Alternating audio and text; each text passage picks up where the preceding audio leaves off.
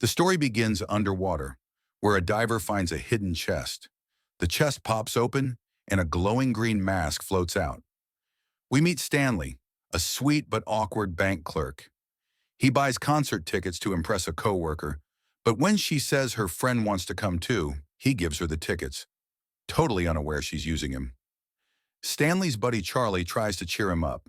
He suggests they go to the Coco Bongo. Just then, a beautiful woman walks into the bank. Her name is Tina. She flirts with Stanley, who gets nervous and awkward. Tina says she wants to open an account, but secretly her purse is recording the bank's layout. She's working for her boyfriend Dorian, a rising gangster who plans to rob the place.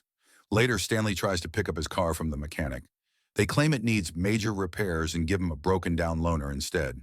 That night, Stanley drives the junky car to the Coco Bongo. At the door, Charlie gets in with some girls, but Stanley is left outside. He begs the bouncers to let him in, but they throw him out. Outside, Stanley bumps into Tina again. They chat, but then the valet brings his clunky car. Embarrassed, Stanley pretends it's not his, but has to take it anyway. On the way home, the car breaks down on a bridge. Frustrated, he kicks it, and the whole thing falls apart. He looks into the river and sees something floating. Thinking it's a person, he dives in but finds only a strange wooden mask. Soaked, he heads home. His rude landlord yells at him, but Stanley stays calm and goes to his room. In his apartment, Stanley examines the mask. It glows. Curious, he puts it on. The mask fuses to his face, and he transforms into a wild, loud, zoot suit-wearing cartoon-like figure. The Mask. He has wacky powers. He pulls huge items out of nowhere, like a sledgehammer. When the landlord shoots at him, he bounces out the window, unharmed. A car honks at him. He pulls out a tiny air horn that becomes huge and blasts the car windows. Some thugs try to mug him, but he tricks them with balloon animals. Then, he makes a balloon Tommy gun and scares them away. The next morning, Stanley wakes up in bed, confused. He thinks it was all a dream, until he sees the mask on the table. Then comes a knock. It's Lieutenant Kellaway, asking about a late-night disturbance. Stanley plays dumb. At work, Stanley is interviewed by a reporter, Peggy. She's helping the cops find out who the green masked man is. That night, Stanley puts on the mask again. This time, he robs the bank. With stolen money, he shows up at the Coco Bongo. Inside, he watches Tina perform.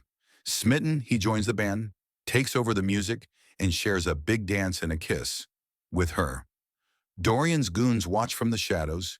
They realize the mask stole their bank job. They open fire. A piece of the mask's tie is shot off, and it changes back into Stanley's pajamas. The mask escapes, dodging bullets. Kellaway arrives and arrests Dorian and his crew, thinking they did the robbery.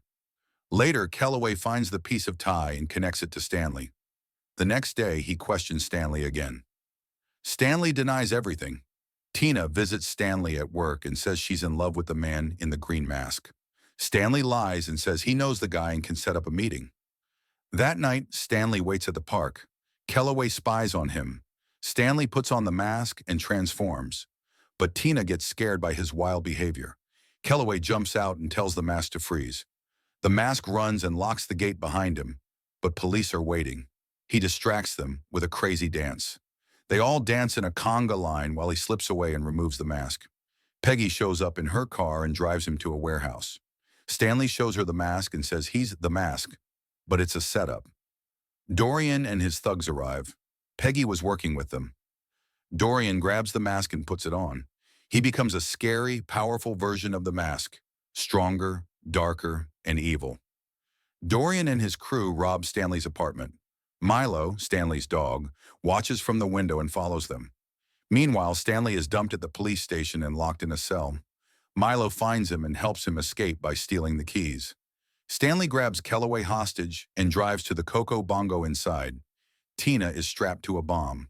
Stanley sneaks in but gets caught. Tina tricks Dorian with a kiss and convinces him to take off the mask.